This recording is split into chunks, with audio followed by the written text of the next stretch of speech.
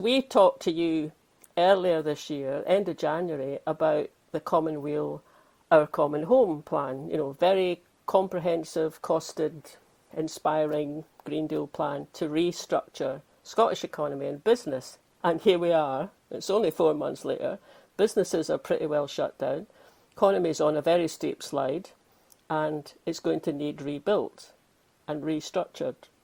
So aside from the tragedy of this pandemic, because it is 30,000 people in Britain whose lives have been cut short, aside from that, are you, quietly satisfied that you're sitting here now with a plan of how to go about restructuring our economy? Well, let me put it like this. I can't remember if I said it when I was on before, but I've been trying to point out that this was going to happen. It could have been climate crisis. So it could have been the severe weather events. It still will be.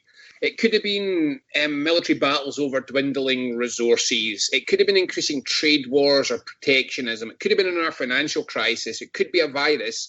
It could be interference in the food system if we destroy pollinators, much more. But the point here is this was coming. This is what we were trying to say. I've been talking about the impact of a virus on our economy for a while, because the point about it is this economy was a vulnerable economy. The way it's been built is it's a global economy that's been built in these crazy, massively long supply chains, which everybody assumes will always be safe because there will never be travel restrictions. There will never be severe weather events. There will never be another financial crisis. We will never have national protectionism.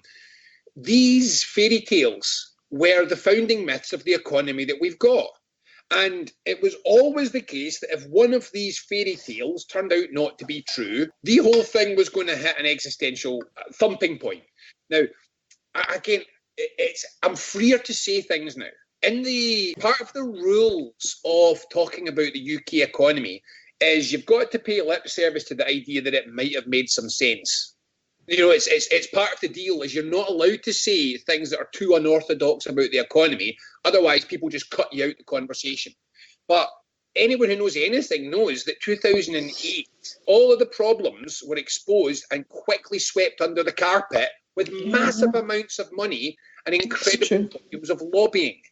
Now, the thing that, I don't know if I mentioned this when I was on, but the last time that we were on was round about the time at which the global conference of the heads of the world's central banks were all getting together and talking in the kind of do me desperate, we need serious reform tones that you would expect from the left. They were literally saying all the indicators are getting worse again, everything's going really bad, any jolt to the system is going to be a major problem. Now, this has come and it's happened now. So let me just start by saying, first of all, it's really hard to find a kind of sense of rejoice in this, obviously. It's not even the virus deaths. The reason why I'm feeling particularly worried about it is that I don't think people have understood the aftermath. So the way that I've been describing this to people is we're like Dorothy, and we're all in the tornado shelter, and we know it's a shitstorm out there. But see, until we open the door, we all still think we're in Kansas.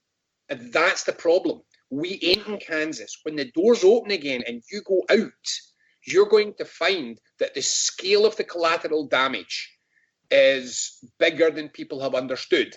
And when I see that I think the OECD was saying that we might, inverted commas, get away with a 3% downturn in the global economy this year. There's so much denial still going on. I had a conversation with an intelligent person who's got a decent grasp of the basics of economics. And that conversation could be summarised as something like this. Of course, the restaurants and bars won't open again, but at least commercial property prices will stay solid. See, that's that. I'm not joking. This was the conversation that I had with somebody. I don't think people understand that when a bar and a restaurant doesn't open, it brings down commercial property prices. And for those who don't understand this, half of our economy is propped up by excessive rents from commercial property prices. I can tell you a town in Scotland where a pension fund invested I think it was from memory, £1.8 million in commercial properties, which I was told at the time had quietly and secretly been revalued at about £300,000. It was bought as a speculative asset, but the whole thing's sitting empty. Cannot get tenants. So what they've actually been doing is they've been deliberately keeping them empty, because if they fill one of them, everyone's going to see what the market value of these actually is, because they're going to have to discount. And as soon as they do that, the pension fund on which this is based has taken another loss. Now, our pension funds are largely invested in stocks, shares, and property assets. And property assets are going to be in trouble. Housing is going to be in trouble. Britain is an over-mortgaged nation. We have households everywhere who are heftily over-mortgaged.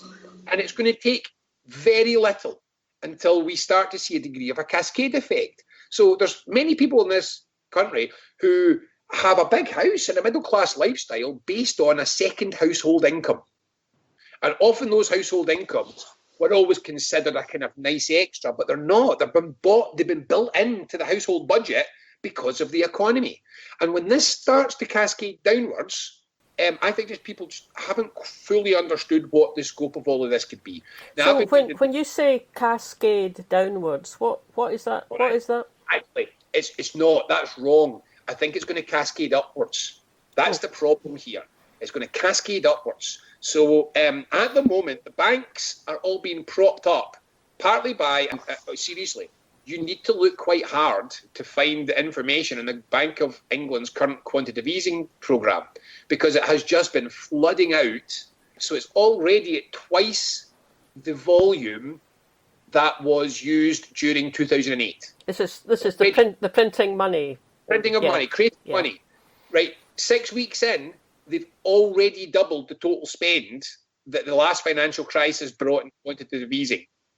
And the way that this is going just now, I mean, I've actually got some problems with it. They are using it as buyback schemes to artificially prop up private company share prices. They're so worried just now. Now, what this means is that when it starts to, can't keep doing that forever. Oh, sorry, I should say as well, but the other crucial thing is the banks are all getting to live in a magical fantasy world, because all these excessive debts, the incredibly high mortgages in the UK, the house prices are nuts, the very high mortgage rates, the large volumes of household debt, the credit cards, the borrowing, the loans. Right now, the banks get to live in a fantasy world because the government's stuffing money in our pockets for us to stuff the banks with. When everyone says, oh, there's the furlough scheme, yeah, that's about calculated to just about cover your debts and enough to eat. So what's happening is you're getting enough money given to you to pay the bank back. And at some point, this artificial fantasy in which the bank's assets and liabilities are still of the same value they were before, even as houses default, even as house prices almost certainly drop for many parts of the country, isn't true. I've been reading every morning. I just get up. What's the latest analysis? Where can I find more economics? And it's seriously, it's getting nutty. Is it going to be V-shaped, U-shaped, W-shaped, L-shaped, or I-shaped? Yeah, I heard that. Yeah. Most people don't know even what this means. It's certainly not going to be V-shaped, is it? That's still the official policy of the Bank of England. So for those that don't get this, just very quickly, just because I know that not everyone knows economics, V-shaped is collapse and then immediate recovery back to where you were. A U is collapse, a period of stagnation, but then recovery back to roughly where you were. W goes collapse, then partial recovery, and then another collapse, and then eventual gradual recovery back out the top. And L suggests we have some degree of crash, and it just keeps going like that. Yeah. So that we come back down to a level. Now, I have seen one economist that said, but what if this is an I? What if we just crash and keep crashing? Now, I don't think that will happen, because, frankly, if that does start to happen, the world will just need to intervene. But the fact that an I-shaped, which is to say a vertical plunge with no end, is one of the possible economic outcomes of this. It makes even me nervous, and I'm an optimist when it comes to the economy. Now, I'm going to stop there, because there's always a way to go. What I'm saying is that this is not a patch it up and get back on with it job. This is existential, fundamental. And I think I said a few minutes ago that there was things I couldn't say before. So let me say it now. if we rely on this vulnerable, globalized, wealth-extracting economic model, we're not only idiots, we will suffer severely, because this ain't over. For global disruption. Global disruption, because of climate crisis, if nothing else, global disruption is going to be the new normal. Now, that doesn't need to bring an economy down. There is no reason why this kind of disruptive global activity has to plunge us, all of us, into crisis every time. That's the result of the economy that we built. But it is the result of the economy that we built, and it is going to keep coming back. So we've got to get to a point fairly quickly where we realise what's going on here, and we say, right, and this is the thing that it's the dumbest thing I've heard all the way, I think. I think maybe possibly attacking 5G masts and antennas because for spreading the virus is dumber. But I've heard this idea that first we must recover back to where we were, so then we can transition into what comes next. Yeah, well, that's not possible, is it? Now, I'm going to alert you here that this is going to be what happens in Scotland if we, and that's the two of you and me and everybody that's listening to this, if we don't do something, that's going to be what happens in Scotland. What's going to happen is, because nobody else knows what to do, literally nobody really knows what to do here, all they'll do is they'll wait till the lobbyists come out in the door and they'll chuck the money at them. So we'll throw money at each of the industry sectors that come in. We'll try to prop them up. Now, here's my Nostradamus job for today. It won't work. And in a year and a half's time, we're going to look back and we're going to say, Jesus, we spent all our money trying to magic back an economy that couldn't come back. And remember that these lobbyists are almost all from the corporate side of things, which means that the money that we throw at these corporations, they will claim it's to prop up jobs, but it'll all be exported out of our economy. So we'll never see that money. And it will be gone forever. It'll be away with shareholders somewhere, just like all the furlough money is just now. And it will just hamper our ability to do what we need to do. So let me be clear about this. It's almost sad that there are a group of free market right-wing economists who've been running the show for so long. And if I wanted to pick an analogy, it's like someone just told them that it's like children and someone just told them their mum's dead. And all they can keep saying is, yes, but when's mummy coming home? When's mummy coming home? Your mummy's not coming home. It's all different now. If we don't find somewhere new to go, if we keep bandaging up this failing system, then, Hail Mendes. Yeah. Talking about bandaging up, that's interesting, because when we were talking to Leslie Riddoch last week, we'd been talking about a whole range of things. It did involve the economy a bit. It was also things like our voting system here in Scotland, our planning system, land ownership, all that kind of areas that Leslie's, really interested in. And eventually she got so exasperated in talking about it, I think, that I was just struck with what she said, because what she said was, it's like Scots, we're really good. If there's an accident, we go to the scene of the accident and we bring all our resources to bear to help sort it out, but we don't go to the cause of the accident, and we don't bring all our resources to sort out the causes of what's going wrong. And that sounds pretty similar to what you're saying just now. So let's not do that this let's time. Let's not do that, yeah. Let me get my moment of evangelism on here. Absolutely. This is spot on the problem. We have, as I'm going to call us the forces of good, the progressives, the one who want to see the world become a better place, a more equal place, a kinder, caring, better place with better public services, the world that we want, right? We keep spooning this. We keep making a mess of this over and over again. We lost anti-globalization because it was all about, it became about smashing windows and slogans. We lost the Iraq war because, we did a march and then we all gave up. They invaded Iraq, so we moved on to something else. We lost the financial crisis because as we were occupying and coming up with cockamamie ways to make decisions using 10,000 offers in a street, they were in framing the whole argument in the other direction. We've lost again and again and again because we're weak. We react, we protest, we demand that somebody comes and saves us, and nobody ever does. So let's this time learn a lesson of all the last times. I was on a Zoom call with a large group of eminent figures in the London left, the UK left, but most of them are in London, just talking about what next. And someone says, but what do we do? And I just came on at this point and says, look, see at night when you're in the bath and you're thinking to yourself, oh God, I wish someone would come and save us and this is what it would look like. See that? Yeah, go and do that. The thing that you lay in the bath saying, I wish somebody would do this, go and do it now. So if you can't work out how to lead, work out how you wish to be led and try the best you can to mimic it. So that's what we've done from day one in Commonweal. The second that it became clear that lockdown was inevitable and the impact of this was inevitable, we just said, right, that's it. We do not lose this time. We do not fail this time. And if it is, it's not for lack of work. I believe that everyone else's garden's all we did. So we need to, number one, grab this story by the neck and make sure it's ours this time.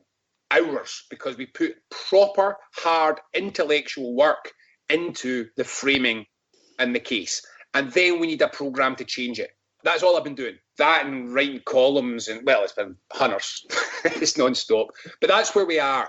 So, you want me to give you the plan? Aye, yes, give us the plan. absolutely. Give us the plan, definitely. So you need to pause, mate. So I've maximised this. I can't. Oh, there we go. I was going to say, one of the great things about the Zoom calls, by the way, folks, is that, or the Skypes, this one, is that I can see a clock the whole time. So I actually can when I'm over talking now. Usually someone hits me. No, we're fine. No, we want to hear all about it. Right. So, number one, we've got 2 documents we're working on. And this is the heart of everything that we're doing here. The first one is hard economics. What we've done is we've taken the economics that we've got doesn't work anymore. These massive free market economics, the just-in-time supply chains, they don't work anymore. So what we've done is we've assembled a whole selection of alternative economic theories. So some of them we're familiar with: circular economics, foundational economics, modern monetary theory, well-being economics, entrepreneurial state. I'm going to say this, I think I said it the last time: green import substitution, reindustrialization, all of these key economic ideas. And we've grouped them all together. And we're trying to create a new economic framework for Scotland. And I'll just start telling folks stuff because, there's no time to be holding this all back for big ta-da launches. What we're trying to say is this is about resilience. Yeah. It's all got to be about resilience now. We're calling this resilience economics. So it's ready to go. It's all written. I'm just going to get it proofed and tidied up and out. And it's been round the economists and everything. So what we're trying to say is Scotland's got to move away from the economics we've got to a resilience economics. And this is 3 crucial parts to it. Social resilience. You can't have a successful economy if your society isn't resilient. And that means equality. Resilient societies have higher degrees of economic equality, higher degrees of democratic participation, higher degrees of community interaction, higher degrees of better public sector service and infrastructure. That's what makes societies resilient. We know this. This is how they don't fall down. When people have got savings in the bank for a crisis, that's when our society is resilient. We need a resilient environment. And these are coming first because you don't get a resilient economy built on a declining environment. So it's a tick-tock till it isn't anymore. If our environment is not regenerating itself to better than what it was each year, at least until we get it back, it's not a resilient economy. And it's the vulnerability that will pull us down. It will. And we need a resilience economics. Economics is about... There's a very nice short way I like to think about economics. Economics is just describing how you make sure that everybody has everything they need. Yeah. That's really all it is. Yeah. If everybody's getting everything they need, the economy's working. Yeah. So if we want to get everybody getting what they need, we need a resilient economy. And a resilient economy, for those that don't know about foundational economics, this is really key. So at the heart of some of what we're doing here. Foundational economics says there's 2 kinds of things that exist: optional and non-optional in terms of consumption. There's optional consumption and there's non-optional consumption. And everything splits into these. So non-optional consumption includes things like, obviously, food, clothing, housing. These are not optional. You don't survive without. But it's much wider than that. we consume collectively, but we consume education, health services, law and order, policing, transport infrastructure, digital communications, postal services, and so on. Is that the kind of things that some people refer to sometimes as the commons? The commons is, well, I mean, without going too deep into foundational economics, kind of yes, but what foundational economics says, these are in a different category. It does not mean we need to nationalise them all. No. But we do need to say that these are not something that you can just say, oh, willy-nilly, whatever the free market wants. You've got to make sure you've got enough food. And if the free market just suddenly decided tomorrow there was no money, any food, and closed all the... I mean, we can't be allowed to starve to death. So what foundational economics says is that there's a spectrum of ways you can deal with these. At one end, it's nationalisation, collective, or some form of collective public delivery, and that's what a lot of people consider to be the commons. But they also say things like, we probably don't want to be completely nationalising food. You know, that's probably not the way to go, because not all food consumption is... some food consumption is optional. I'm horrified to reveal it to you, but chocolate, we can't survive without chocolate. So, and usually foundational economics says... I'm sorry, I'll have to disagree with you there. They're all waving chocolate at me now. That's what I thought was going to happen. Actually, I have to admit, this particular packet is empty. Right. Well, you see, there you go. I rest my case. Yeah, exactly. But no, what they often say is, what you're saying is, no, some of it you regulate to make sure it's secure, some of it you deliver publicly, and some of it you can just make an intervention. So you don't have to nationalise the whole food system to have for example, to have a national food cooperative. I'm giving away some of our plans from part 2, which is a national way of getting our producers direct access to consumers. So foundational economics is not just, these are the essential things, let's nationalise it all. It's, these are the essential things, let's make sure that we've got a carefully articulated national strategy for securing these for the well-being of everybody through a process of regulation, intervention, and collective provision. So that's the foundational stuff. Yeah. So that just sounds, you hear it described like that, does sound like that would be common sense. It's not as far over as nationalise everything, but that's a big step away from the basic let the free market alone and it'll always deliver the best possible outcome. And it's a huge step away from that, isn't it? Well, it doesn't work. I mean, it's just measurably not true. No, exactly. Yeah. I'm remarkable. I can't believe that people are still talking about trickle-down economics. I mean, 40 years, so overwhelmingly disproved. What are you talking about? Absolutely. So that's it. Well, that's what we're trying to do. We're trying to get out and say we need a resilience economics for Scotland. Now, obviously, on top of that, a resilience economics is built on things different than it's built on real assets rather than financial assets. So that's the crucial change. It's based on real stuff. And in Scotland, this means materials, goods, food, production, manufacture, all these things. We also point out that, kind of sad in its way, it's almost hard not to sound selfish when I say this next thing, but you can look around the world. In fact, I'll go further. I was talking to an economist who's in London, and we were just chatting, and he was saying, I actually sat down with a spreadsheet to try to work out if you really had to be somewhere to deal with a breakdown in global infrastructure, where would you go? And he said, my conclusion was Scotland. Just frankly, you've got so much land and so few people, because I was going to stick my head in at that point. He says, yeah, because you kept depopulating us, colonial bastards. But putting the sheep on instead of the people. Well, they all said that way of recruiting us fast for the wars, which caused a fair amount of attrition as well. But what he's basically saying is you're in a temperate climate.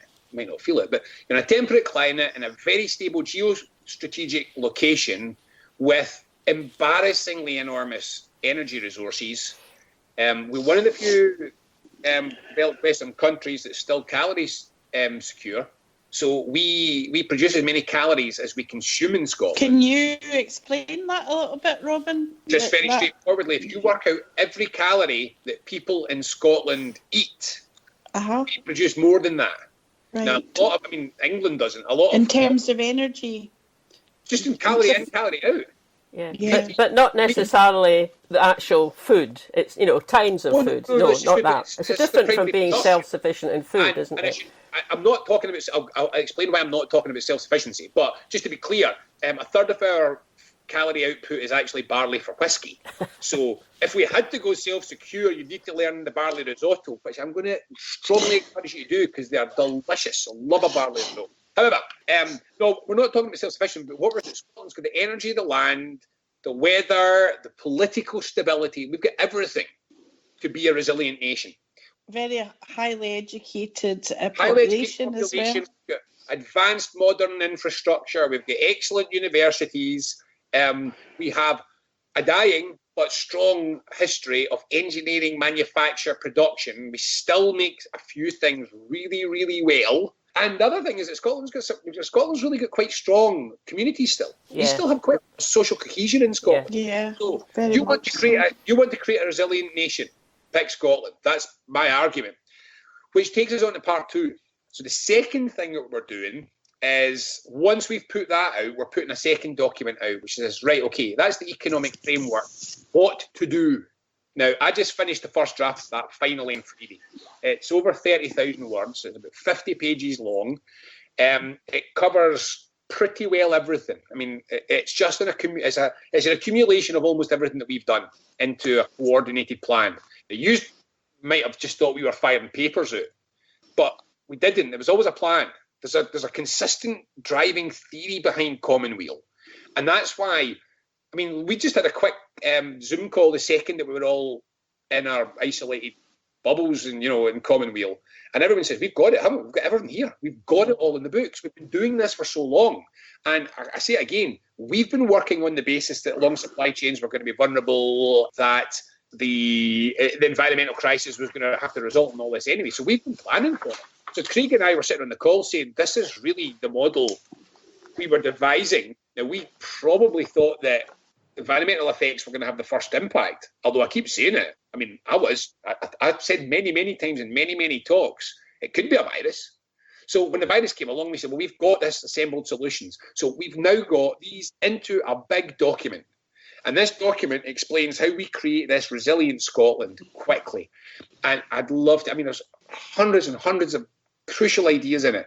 But let me give you the basics. Basics of this is we need to start making stuff again in Scotland. That's resilience. Resilience is when you make stuff. If you only buy stuff, you're not resilient. Mm-hmm. So you've got to make stuff, because when it comes right down to it, let's just use the analogy of this. How useful was our large penised finance sector in London? How useful was it creating chest-puffing arrogance when what you actually needed was some masks for some nurses? Right? How useful was it? It was a total useless waste of space. They're the ones that are dragging our economy down just now.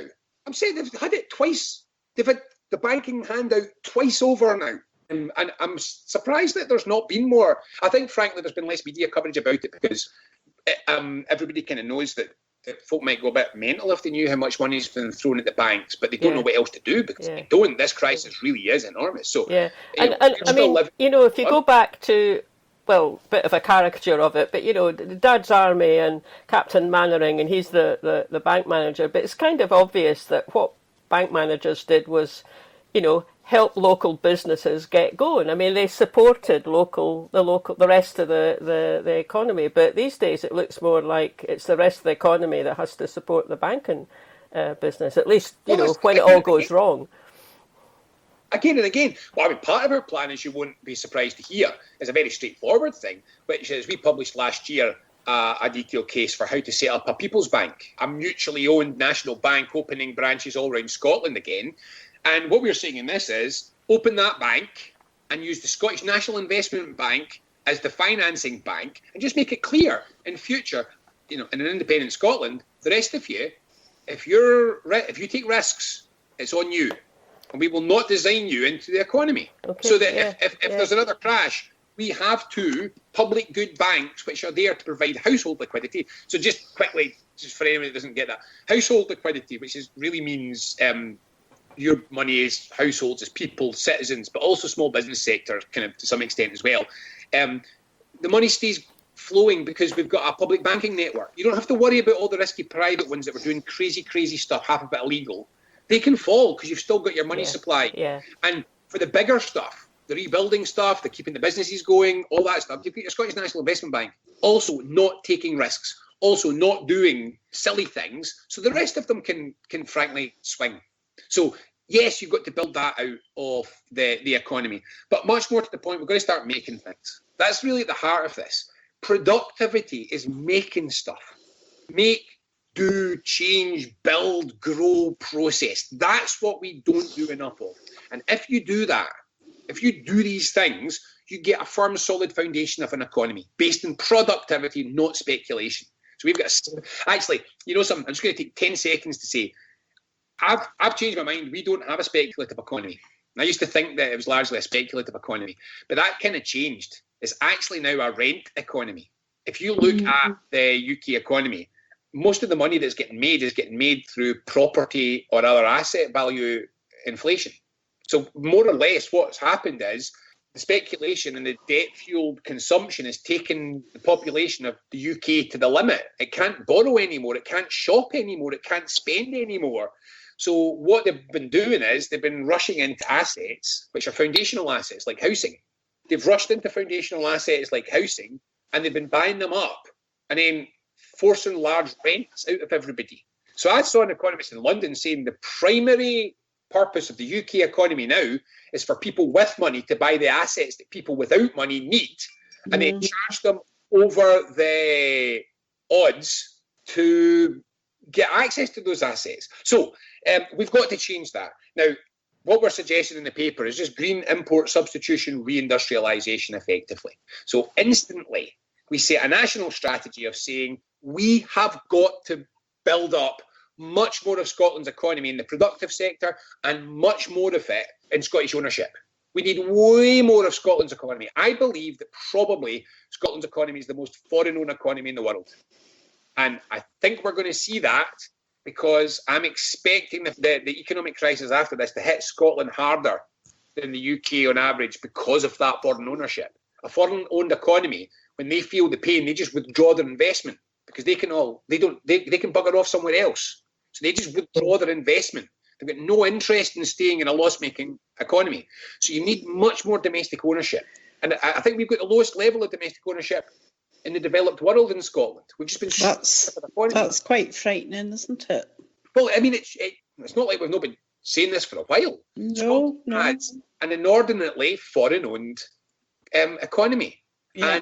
And that's why in a foreign economy, just keep exporting the profits, but then see it stops investing because it doesn't need to when it's not making money out of it. We need much more domestically owned. So we need to shift. I'm sitting here, I'm not disagreeing with any of that. I mean, actually, it's quite make me kind of think our economy isn't really a real economy. It's a bit of an illusory economy. But so we definitely want to move away from that. But I mean, how do you do that? I mean, we've just been having an email exchange just this morning among some of us in the team, and it was based around the fact that we're getting increasing evidence of people starving, actual starvation and real poverty as a result of this. It's just hidden because everyone's stuck at home. And so we're saying, what emergency measures can you do? What do you do about this? You know, with basic incomes, we discuss basic incomes. We can't do it in Scotland. I looked at things like even a food budget, whereby you give everybody a certain amount of money just for food, you know, like a food card. But the problem is, and then there's the whole standard approach to this is Keynesian stimulus, and for 100 complex reasons I'll not go into. There's a strong argument to say Keynesianism doesn't work now either. It's not a demand shortage, it's a production shortage that we've got.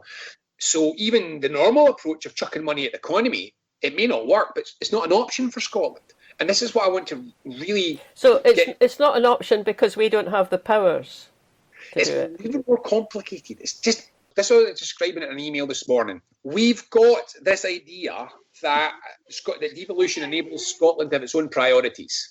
But there's a very, very big caveat to that. We can choose our own priorities. They don't directly clash with the priorities as set at Westminster. So it's all very well if we work within the system, we can do it slightly different. But try to choose to do anything at all which is different to the system, It breaks down. So there's this horrible snake eating its own tail business, whereby you can't really tackle housing if you haven't got control over housing benefit, because it's part of a self-perpetuating system. You can't really tackle the poverty stuff if you don't have control over the social security. You can't do something different if the social security system is undermining the rest of it. You can't really do anything about work insecurity if you don't get the work regulation. But this is above all the problem. Above all, the problem is, see, even if the Scottish Parliament could borrow and chuck the money at this, let's say it succeeded. Let's say that the Scottish Parliament actually managed to rescue the Scottish economy and it started to grow.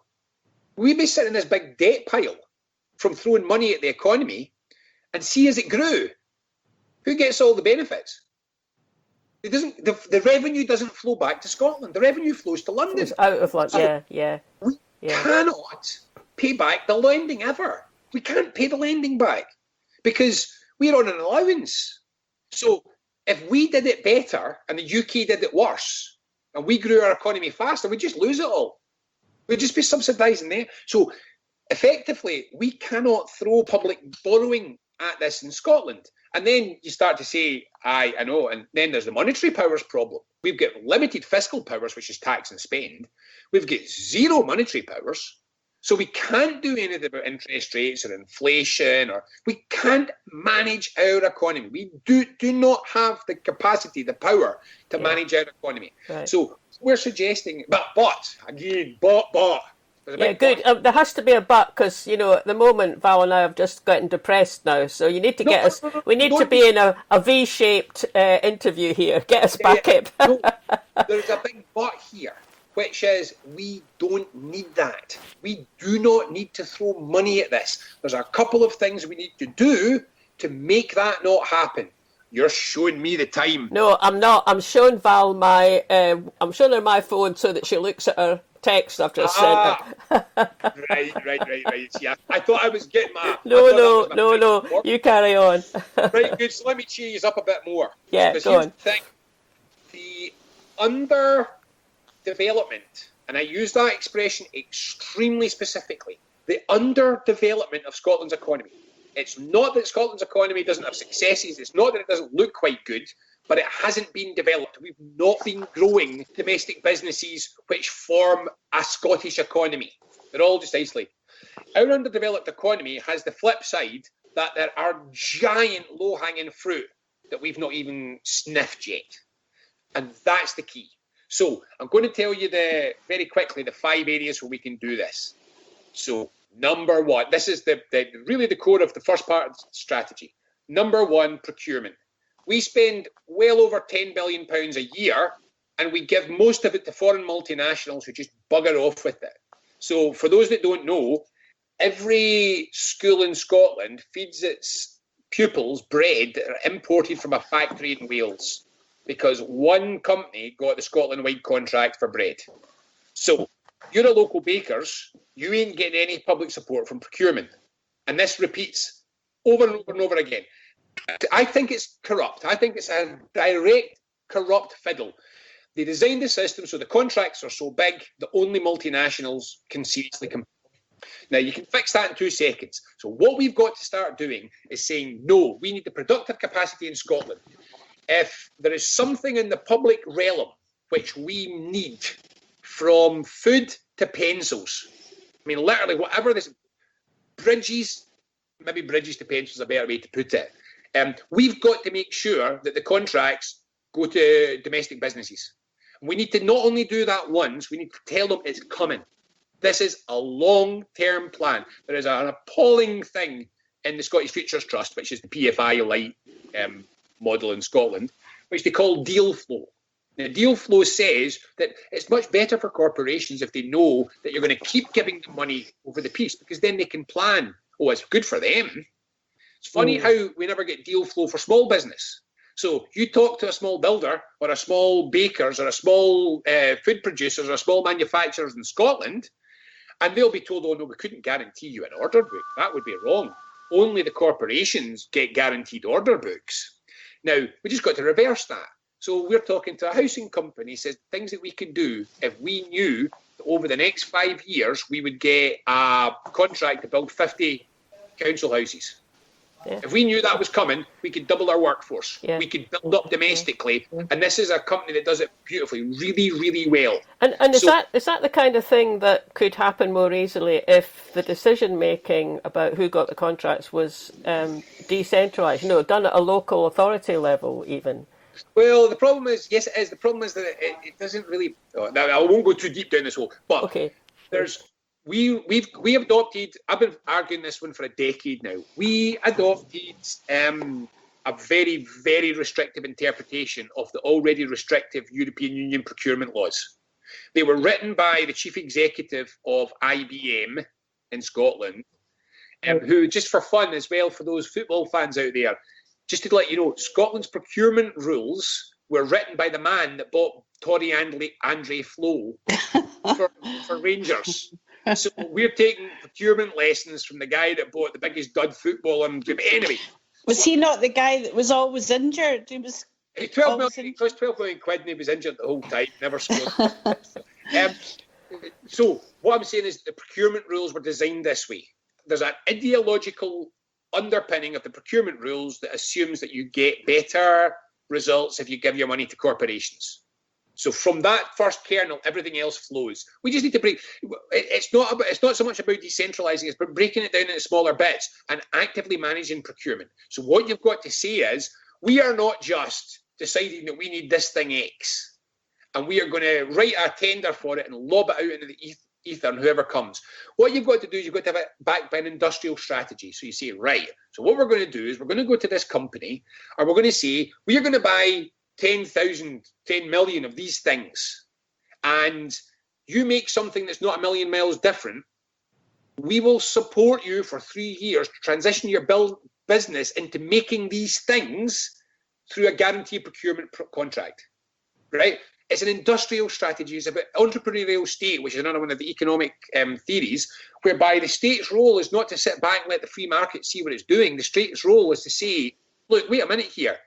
You're buying all this stuff in your supply chain from overseas, but we make it here. How can we help you to integrate your supply chain that you can double domestic production values? Robin, I think is that not something we've seen quite a lot of during this crisis? Precisely what you're talking about, and you alluded to earlier, to do with PPE. We had that the government was trying to always do it through great big firms, but there were loads of small firms saying, look, we can produce this, and people were actually starting to do it themselves and give to local hospitals and local medical practices. Let's be clear about this. See, when the autopsy comes, I don't think anybody, and I mean anybody, in politics in the UK is coming out of this well. I mean, I'm serious. The failures. I am simply flabbergasted at how long it took the media to grasp what was going on. And I'm just going to put a punt out here. I firmly believe that if you don't get Ben Ray's morning emails from Source Direct, you don't know what's happening. Because, frankly, him and the other work on that's been going through Source has done most analytical work on all of this. It's very good. Listen, I am keeping a bit of an eye on the clock. So that was number one, procurement. So maybe we need to move on. We've got about 20 minutes left. I'm not going to get on to a national pharmaceutical company. No, don't. The proposal we're working on. So let me move quickly. So what are we procuring? Right. First, housing. We put out a paper last week which says Scotland can build unlimited public rental housing to an incredibly houses for social rent, as part of a post-pandemic stimulus. Is that? I never say social housing because it's come to mean something that sounds a little bit like housing for failed people. I don't think so. I grew up in a council house, so did I. I'm biased. It's treated like an emergency welfare thing, social housing, not a standard market option. If you went to Germany, a high-quality public rental house is your first choice if you're under 30. Yeah. That's the thing. So we can build as many of these as we need, and we can also get the housing market under control. So those that never saw, we did a financial model for this last week. Currently renting, heating and maintaining a 3-bedroom house would cost you about £1,400 a month. with the homes that we are proposing to build under this, you could rent, heat and maintain it for £820 a month. And all of that can be done with no public subsidy whatsoever. And frankly, anyone that wants to live in one of these houses should just put their name, we should be allowed to put their name in a list. And however many names are on that list, we should just build that many houses. Yeah. And then we should make sure that this is all going to small local builders or medium-sized builders and say, no, this is not another Persimmons. This is not going to Persimmons homes. Because then what we've got to do is we've got to say to them, right, folks, this is the new world. We're building to passive house quality and you're building from Scottish building materials. So we're guaranteeing you for the next 5 years, we are going to give you a steady flow of houses on condition that you start to develop domestic supply chains, you start to build off-site because it worked better, and you move to mostly wood construction. So we use it to transform the industry. So that looks, what I'm describing there is basically Austria. So Austria, every town in Austria has its own house building factory, every one of them. And they build all the local houses to extremely high standards and create a lot of jobs out of it. So we do that with housing. Next, food. Crucial. We've got to get food production back into Scotland. So I'm talking about, we're a net exporter of tatties, but we don't make crisps. See, that's the kind of thing that's the trick in Scotland. Stupid, yeah. It's daft. Crisps. Next to airport of potatoes, but even the likes of Mackey's that make Scottish crisps, they've got to send them down to England for frying. Because really? Facilities up here. That's mental. They package them, do the flavourings, the recipes and all this stuff, but we don't make it. Stop and think about it. Why in the hell do we buy corporate jam? Why are we not making our own better bloody jam? Why don't we do these things? So, straightforwardly, a massive programme for food. This one's quite a big deal. But again, with public procurement, what I want to see is us moving to food cooperatives. That means producers. But the big problem with all of this is that there's always, you look at the UK economy, without fail, you'll discover there's always a middleman. And the middleman always ends up coming out on top and taking all the money. So we've got consumers and we've got producers right in the middle between them as supermarkets. So we've got to find ways to get producers direct market access through cooperatives, through local food cooperatives, through online sales, through all sorts of initiatives. And to kick that off, we should have the food that's eaten in schools and in hospitals made in Scotland. You think about how many jobs that is straight off there. Yeah. We might pay 5%, 10% more in the food bills. But you think what we're going to save in the emergency costs if we start to transfer Scotland over to being a productive country where baker is a job again in Scotland, butcher is a job again in Scotland. It makes a big difference. Right, next, energy. This one has got to be done. Now, I was going to flag up here, my giant fear is that this Economic Recovery Committee, which is the single most right-wing thing I've seen in Scotland. And it's breathtaking, the membership. Is this the one that's got the Duke of Buccleuch's finance guy on it? Yeah. He's chief executive now. Yeah. It's not just him. You've got to look at the whole list of them. I quite like Benny. I work very well with him in the Scottish National Investment Bank. It's not personal, but they've got one person on that committee who's got any link to environmental issues, the Recovery Committee, and he's a massive outlier who doesn't believe in wind generation. I mean, how can you create an Economic Recovery Committee in Scotland and the environmental economist that you put on it doesn't support wind generation of electricity? It's hard. It's impossible to get my head right, but I know exactly what's going on, but I'll leave that for the now. So what we've got to do next is a straightforward, when you look at your assets and you decide how you use them. What I'm doing here is I'm looking at Scotland's assets and I'm saying, how do we use these assets to stimulate and help Scotland recover? So next, the most psychotically enormous resource we've got, other than our people, is, and our land, I'll come on that in a second, is our energy. Yeah. I mean, it's crazy how much energy Scotland's got. Yeah. But once again, we're going to, if we don't intervene now, and this is when I'm going to directly say I am really concerned that the Scottish Government is one more time going to screw us all. Because what we're going to get, if something doesn't happen here, is we're going to sell off all the rights to the remaining renewables to overseas corporations, and then we'll wring our hands saying, oh, we'd really have liked to have brought some jobs to Scotland, but there was so much money in it. No, set up a Scottish National Energy Company right now and overnight, see everyone that loses their job in this crisis, every single one of them needs to get a major guaranteed chance to retrain in food, in construction, in land management, and in manufacture.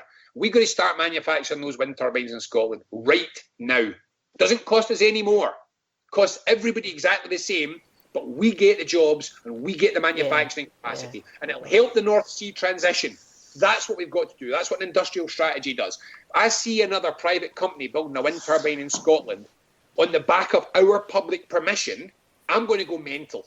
I mean, seriously, it's mad, isn't it? Madness. It's getting to the point now where I'm going to say straightforwardly, Thatcher screwed us less over oil than we're getting screwed over the wind industry right now. It's appalling. Right, so set up a national energy company, do the whole lot in public ownership. Next, land. Land is at the heart of everything for Scotland. It is our biggest resource, biggest underused resource is our land. It's crazy. I'm interested in this issue, this idea you've got of land value capture. Yeah, I mean, that's just routine. They just use this in other countries in the European Union. So I remember I was talking about the kind of corruption of the whole bloody system. Yes. Well, what we do is we've been lobbied so heavily by landowners and by developers that we have permitted them to buy land. That if the public wants land, we have to buy it from them at full market value with the planning permission. So this is like saying, I tell you what we're going to do. We are going to take all this public capacity to triple, quadruple the value of your land, and we're just going to hand you it. In many other European countries, if the public buys land for public development, it buys it at its use value. And it gives it self-planning permission afterwards. That's what it does. It saves massive amounts in the land costs. But I want to go beyond that. That's how we part of how we make our houses unsubsidised, the house building. But I want to go way beyond that because I want to talk about land more generally. Because if you've heard what I've been saying so far, you might spot that there's something fairly consistent about growing food, building houses, and generating energy from wind. They are all land-based activities. We need our land for these purposes. So we need to make this massively underused resource work for Scotland. So above all, it's a shame. I can maybe let you hear this. You two can see it. So this is a pen holder that sits by my. I don't use pens much these days. It's just there, which was made by Craig, my head of policy, in his house with a Craig Dale. Aye, Craig Dale. Right. So if you can hear that, right? It's a holder. It's absolutely solid. I cannot break this no matter how hard I pull it. It's really, really solid. That's bioplastic. That's bioplastic. Yeah. That's from trees. 3D printed plastic from wood. Yeah. And see if I'm ever done with this. When I say done with it, I'm not using it. If I'm ever done with this, then that'll compost. Yeah. That'll go back naturally. That's fabulous. That's fantastic. Right. So now get your head around what Scotland could make. Just stop and think what Scotland could make with this resource. Think about it. Advanced manufacture in this country is a choice we've not made. We could be immediately reforesting the country, immediately stimulating a massive materials industry. So if you're following through the range of things that I've been saying here, what I'm saying is we can use immediate underused assets in Scotland, the ability to build houses, the ability to grow and create more food, the ability to capture our energy. We can use all of those to drive an entire transformation down below. So we can say now, is your business in severe trouble? We're going to propose a transition and diversification agency. Let us help you adapt. You currently do this, but actually, if you were interested in investing in moving towards bioplastics rather than what you currently do, we'll give you a guaranteed order of this much bioplastic for making pens for schools or making, I don't know, whatever it is. So go and build that industry. Go and create that industry. We only make 20% of the construction goods, the construction materials that we use in Scotland. So let's go and make the rest of them. That's an enormous job that we can use Scotland's forestry for, and an advanced wood-based materials. So we're going to take the rural of Scotland, where it's going to be horrendously hard hit, some of it, because of the tourist thing. And we are saying, imagine an army of people paid and employed in a profit-making business to revitalise our land, to reforest it, combined with, and to process it, combined with some heavy industry to process the wood and lots of light manufacturing, all based around it, making goods from bioplastics, making cloths and fabrics, making materials, woods. We can make so much in Scotland with these amazing resources. And because I'm running out of time, what I'll do is I'll stop, but I'll just try and explain what I'm saying here is, see everything that I've talked about there. Thousands upon thousands of good jobs in it, right? Do you know how much subsidy all of that needs? Not a penny. Not a penny of subsidy in anything I've said today. What I've said today is, let's change our economy to actually work with Scotland's resources, not with London's. Mm-hmm. We are forced to work with London's resources. London's resources are frankly bullshit. That's what London does well. London bullshits really well. There's actually a book for it. There's a book, and an economist pointed out that almost London's industries, banking, sales, marketing, advertising, the things that London does really well are all directly linked to bullshitting. My brother-in-law's an engineer, and it's what he calls not real jobs. One of the things that we've said in the early stages of the economic paper, and again in this, is there's some principles for this economy that we build, and this economy should be useful. Can you think of anything more revolutionary than a useful economy? Than taking a principle that says, let's make this economy useful. Yes. Do something worth doing. Yeah. And I'm telling you as well, let's capture the souls of people who've suddenly realised that right now they're stuck at home and maybe their lives were a total waste, and at their job, they can't look at their job now and see it as anything other than futile. Let's capture that. Let's change that. I mean, so and there is quite a lot in well, I'm picking it up on social media, but I think it's in the mainstream media as well, isn't there? Quite a lot about our idea of the jobs that we really need people to do has changed. It's changed. Yeah. It's the ones that it's the woman that goes in and makes the school dinners, or it's the team that does the cleaning in the hospitals, and they've got to do a really thorough job cleaning. So. And they're all, half the time the ones you come up with are not very well paid, whereas the ones that are well paid are often, in this kind of way of defining it, they're useless. I can tell you absolutely, there is a wonderful, on a personal basis, there is a wonderful freeing brilliance about realising what an idiot you've been. I've done it many times in my life. Yeah, I think that's true. We've been such idiots, and when the shame hits us for a few minutes to realise what idiots we've been, once we shake that off, it's the most refreshing thing. I nearly burst into tears last week. Have you seen that picture that Banksy did? Which one? So it's a picture that Banksy did under lockdown, and I think it's a wee boy playing with a superhero action doll. Uh-huh. Superhero action doll's a nurse. Yeah. I swear to God, when I saw that picture, I felt myself welling up. I thought, yuck, this is it. This is it. This is the moment when the human soul realised that what we've been doing was stupid, destroying the environment, consuming and wasting and all of this rubbish, and we're not happier for it. This moment to become useful, to do these things, to say, financial manager or tax avoidance guy, far from doing something useful, bluntly, you're the problem. You're repeatedly the problem here. So we can do this in Scotland. We really genuinely can. I'm not even 5% through the content of this paper. That's just that's the first wee section. Well, you're not far through it. But actually, everything that's coming over, it does all seem to be about getting to the root of it's going to the root of the problem and saying, first of all, identifying it as being the root of a problem, and then going, okay, that's what we have to tackle. So strikes me you're going to have to make a lot of noise, Robin. I'll tell you about that now. But you know what it's like? It's like lockdown cooking. That's what this is. We're in a crisis. We don't have everything we used to have. So let's look at what we've got and work out, what would you make with that?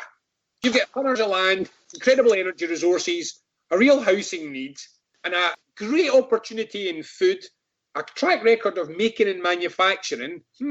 What could we make with that? That's what Scotland needs. Absolutely. Builds. That's what we need. Turn up with a bag of what we happen to have. Let's make something really, really nourishing out of it.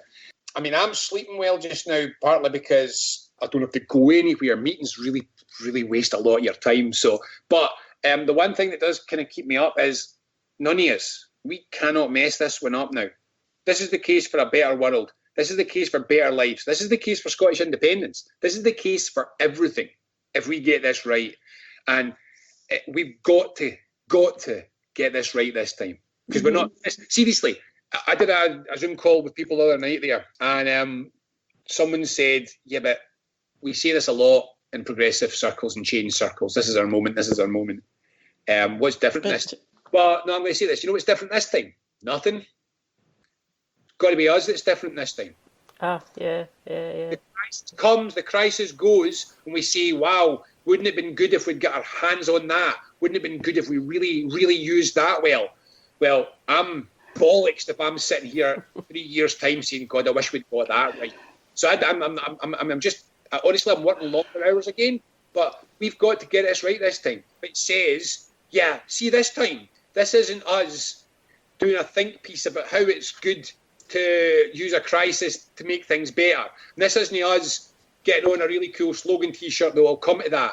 And this isn't us getting down the pub and drinking bloody drinking sessions, talking about Marxist economics and congratulating ourselves for noticing what everybody else didn't. If we do this now, and the independence movement, this is sure as hell not a time to say steady as she goes. Do you think that this is Commonweal's moment in a sense, Robin? Like, you've done all the hard work. I mean, you know, all these papers that have come out, and, you know, I mean, I haven't read them all, but, you know, I sort of would think, well, I bet there's an underlying plan under all this. These are not just random kind of topics. So you've done all the hard work, you, Craig and other people. Is this the moment then when you've got to be the people that kind of shift a bit from doing the thinking into doing the bringing it about, or at least making a lot of noise about it? Is that what's behind the everything must change hashtag?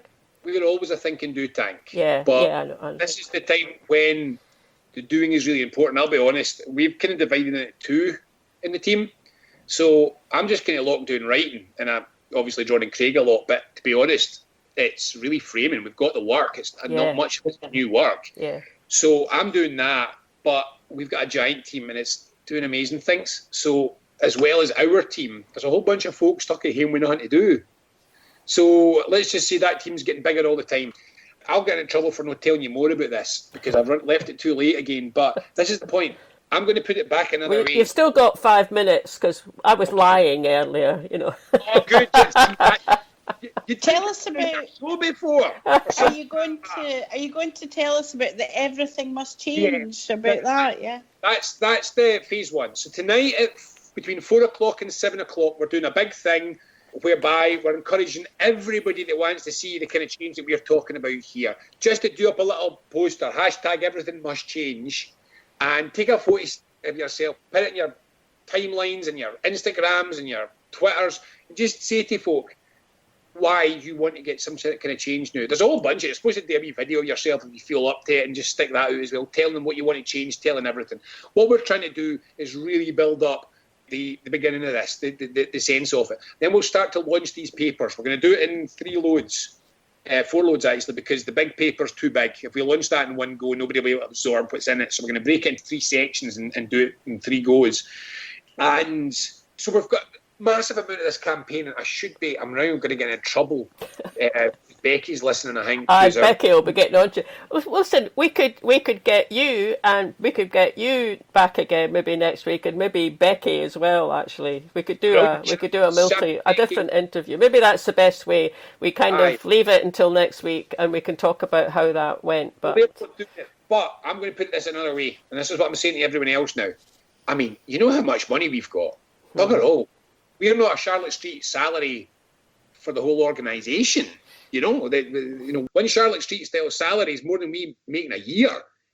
So it's going to put it another way. What are you doing to make this happen? So I'm hammering this to everybody now.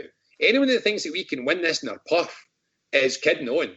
We have been lobbying senior figures. We have been providing information to lots of people. We've been teeing up everything from business leaders to politicians to environmentalists, everyone, to say, come on, help us, support this. And frankly, there's something in this for everybody. There'll be bits and pieces that folk will say, do this slightly differently, do that slightly differently. And I'm begging everyone right now, I'm begging you, great. We can adapt stuff. Nothing stays the same. But this is it. This is the best plan we've got. Give us your support. So what we're saying here, someone was asking me this in an our call the other night there. Someone was saying, yeah, but how are you going to reach such and such? He says, I'm not. You are. You're the person that's going to reach it. I'm 47-year-old now. I've got a grey beard. Folk keep saying to me, how are you going to reach the kids? How do I know? It's not for me to tell children, to tell early 20-somethings how to engage with politics. What we're trying to do is set up a programme where it's down to you all. We do the work and we coordinate and we're going to create this possibility. But it's down to people to make this happen. So it's down to us. I think maybe that's a good spot to end on. It's down to us. So let me put it another way. See, when you're lying in your baths tonight or whatever it is that you have to do, and when you think to yourself, this sounds like something I'd really have. Not a picture the listeners want to have in their collective minds. Too. Think of yourself, wherever you are, out in the garden, if you're lucky enough, having a glass of wine, in the bath, whatever you're doing tonight, ask yourself this. If this is a world you want to live in, what would you like to see done to get that shared around everyone you know? And see, once you've realised what that is, get out and do it. Absolutely. Now, this is down to you. I can only do the writing. Craig can only do the data analysis. Shappy can only do the organising. Becky can only do the comms. We can only do what we can do. It's now a moment when the difference between Scotland moving in this direction and Scotland sinking down a UK plug hole is what you all do. So I'm doing my stern Protestant work ethic thing.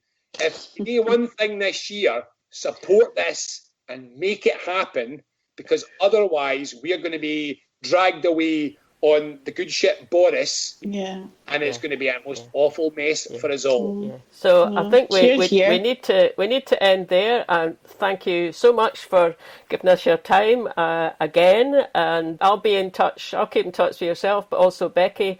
We'll see where we can take it from now. But you heard it, folks. You heard it from Robin. It's what you do, decide to do to make happen. But thanks again, Robin. This is a new voice for a new Scotland. Indylive Radio.